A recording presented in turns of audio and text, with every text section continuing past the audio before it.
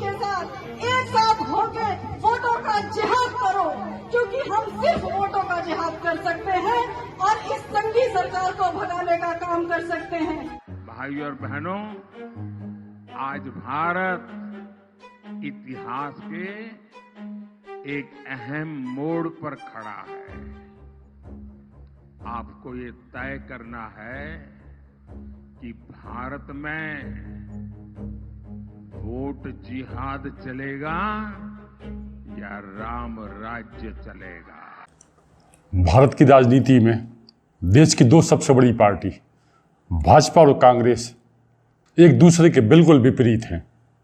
दोनों की विचारधारा में जमीन आसमान का फर्क है, लेकिन इनमें से एक को क्या अपना मुकाम हासिल होने जा रहा है।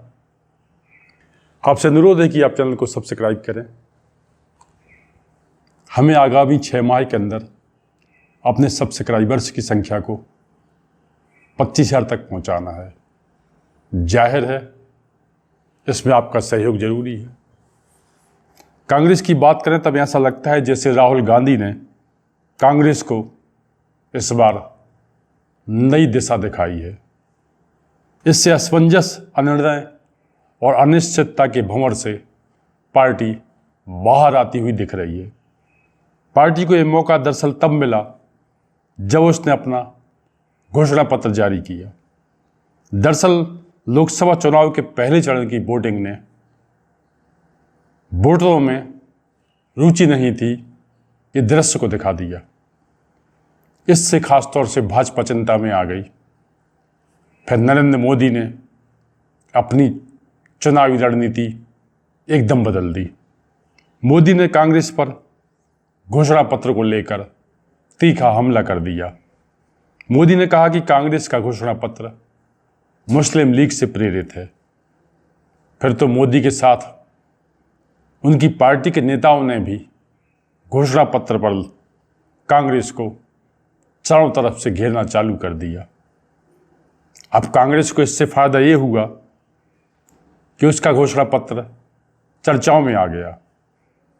दरअसल पहले राम मंदिर और हिंदुत्व जैसे मुद्दों पर कांग्रेस एक तरह से बैकफुट पर आ जाती थी। अब लगता है कांग्रेस ने ये स्वीकार कर लिया है कि उसे राम मंदिर और हिंदुत्व पर वोट नहीं मिलने वाले। उसी तरह भाजपा ने ये मान लिया है कि उसे मुसलमानों के वोट नहीं मिलेंगे। दोनों तरफ के नेता अपने बयानों से इसे एक तरीके से सिद्ध करने में लगे रहते हैं। बिहार के पूर्व उप मुख्यमंत्री तेजस्वी यादव कहते हैं कि बिहार में गठबंधन के समझौते के अनुसार कांग्रेस वही सीटें चाह रही थी जहां पे मुस्लिम वोटरों की संख्या ज़्यादा है। कांग्रेस से निकाले गए आचार्य प्रमोद कृष्णम अपनी अलग थ्योरी पेश कर रहे हैं। जब राम मंदिर का फैसला आया, राम मंदिर बनना शुरू हुआ, उसके बाद राहुल गांधी जी ने अपने नजदीकी लोगों की एक बैठक में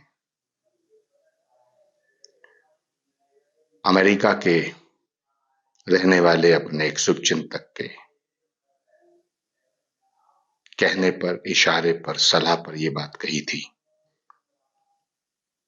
कि अगर हमारी सरकार बनती है तो हम सुपर पावर कमीशन बना करके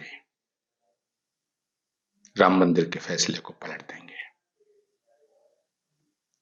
उनका कहना है कि जिस दिन राम मंदिर पर सुप्रीम कोर्ट का फैसला आया, उस दिन राहुल ने एक बैठक बुलाई थी जिसमें उन्होंने कहा था कि यदि उनकी पार्टी की सरकार बनती है तो वो राम मंदिर पर सुप्रीम कोर्ट का फैसला पलट देंगे और इसके लिए वो एक सुपर पावर कमेटी बनाएंगे। ये आचार्य वही हैं जिन्होंने संभल में कल्कि भगवान मंदिर के उद्घाटन में मोदी को बुलाया था।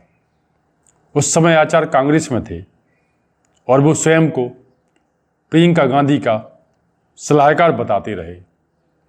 अभी यहाँ सवाल उठता है कि आचार्य ने मंदिर के उद्घाटन के लिए राहुल को, प्रियंका को या खड़गे को क्यों नहीं बुलाया, बल्कि उन्हें मंदिर का उद्घाटन प्रियंका गांधी से कराना था, क्योंकि वो उनके सलाहकार रहे। अब वो ऐसी बातें करके क्या करना चाह रहे हैं, ये सबको समझ में आने लगा है।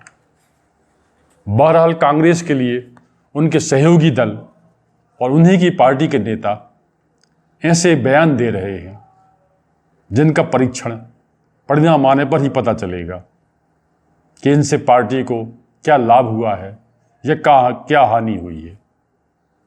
पंजाब के पूर्व मुख्यमंत्री चरणजीत सिंह चन्नी ने जम्मू कश्मीर में सुरक्षा बलों पर हमले को भाजपा का स्टंट करार दे दिया और नेशनल कॉन्फ्रेंस नेता फारूक अब्दुल्ला ने पीओके पर राजनाथ सिंह के बयान पर अपनी अलग ही प्रतिक्रिया दे दी। फारूक ने कहा कि पाकिस्तान के पास एटम बम है और वो दुर्भाग्य से भारत के लिए है। कांग्रेस नेता सलमान खुर्शीद की भतीजी मारिया आलम ने मुसलमानों से वोट जिहाद करने की अपील की। कांग्रेस के कई नेता पार्टी छोड़ गए। अब उनमें से कई ये कह रहे हैं कि उनका राम मंदिर पर आस्था रखना पार्टी को अच्छा नहीं लगता था। ये सब देखकर लगने लगा है जैसे कांग्रेस को मुस्लिम वोटों के माकूल बनाया जा रहा है और कांग्रेस पार्टी भी यही चाह रही है। तो क्या कांग्रेस इसी रणनीति पर है कि उसे मुसलमानों के वोट मिलेंगे, इसके साथ राम मंदिर और हिंदुत्व विरोधी वोट उसके पाले में आएंगे, जिससे उसका सत्ता का सूखा खत्म हो जाएगा। देश के राजनीतिक दलों और उनके नेताओं के क्रियाकलापों के आधार पर यह विश्लेषण प्रस्तुत किया गया है। हमने अपनी ओर से पूरी ईमानदारी और निष्पक्षता बरतने की कोशिश की है।